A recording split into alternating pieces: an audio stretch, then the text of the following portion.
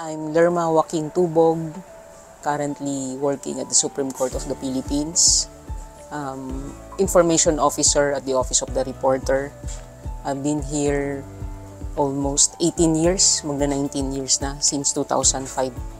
Nandito na ako sa SC.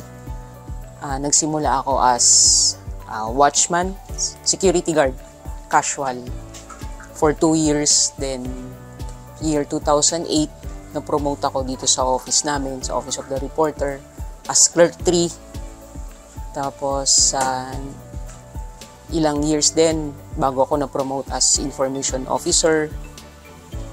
And siguro, matagal-tagal na rin bago ako naging Information Officer 3. Bago kasi ako napasok dito, yung father ko dito na rin.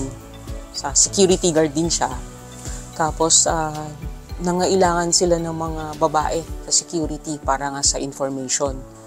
So, that time, after college ko kasi matagal ako bago nagkatrabaho 4 years na.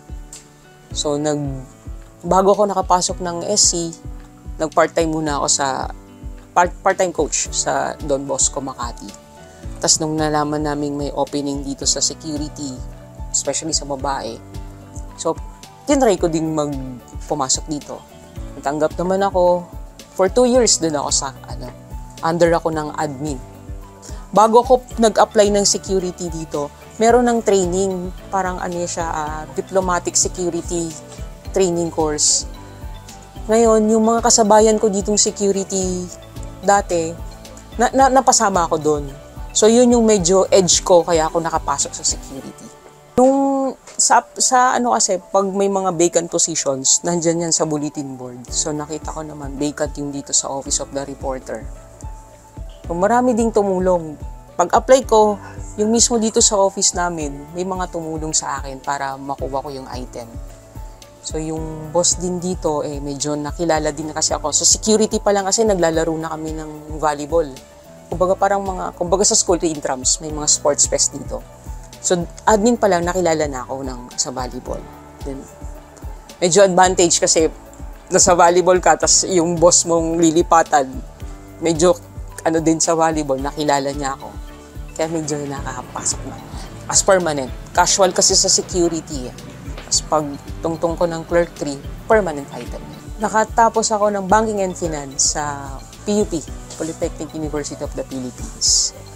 At after nun, 4 years na bakanting walang trabaho hanggang sa makapilipat dito. So, nung ma-permanent ako dito sa office namin, in-encourage ako nung dating boss namin na bakit di ka mag-take ng law? So, nag-take ako ng law sa Adamson. Yun.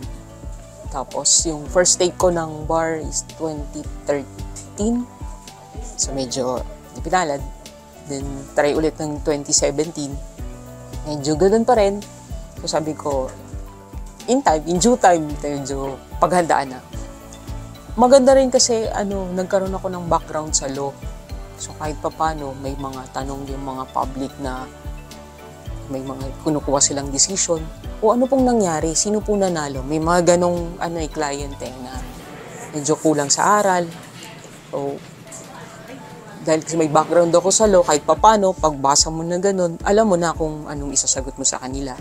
Kaya lang, syempre, hindi natin siya pwedeng sagutin na, lalo na yung mga technicalities kasi baka ma-quote tayo or ma-mislead natin yung tao. Kawawa naman.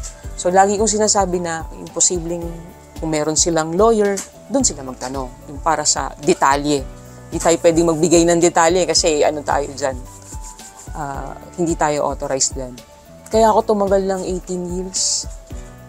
Una sa lahat, pakikisama sa lahat ng klase ng tao. Employees mo at co-employees, sa mga tagalabas sa ibang office, at yung mga taong, yung public, yung mga client na pumupunta dito, kailangan pakisamahan sila ng maayos Tsaka hindi pwedeng makipag-usap sa kanila ng galit ka. Malamang sigurado ka, nasa media ka na or nasa social media ka na. Kailangan alam mo yung tama at mali dun sa trabaho mo at yung hinihingi lang ng trabaho mo. So, kailangan may hangganan. Hindi tayo pwedeng... Usually, yung trabaho kasi dito, nakakahon lang. Hindi ka pwedeng mag-beyond dun sa binihingi sa'yo ng trabaho mo. Kasi baka may posibleng magkaroon ka ng kaso, mga ganun. Pero yung, kumbaga, extend mo lang yung trabaho mo, yung konting tulong dun sa tao na hindi sila dapat umalis dito sa office namin nang hindi namin naibibigay yung hinihingi nila or hindi namin sila natutulungan. Kaya ako tumagal ng 18 years. Ako si Lerma Tubog, ang inyong public servant.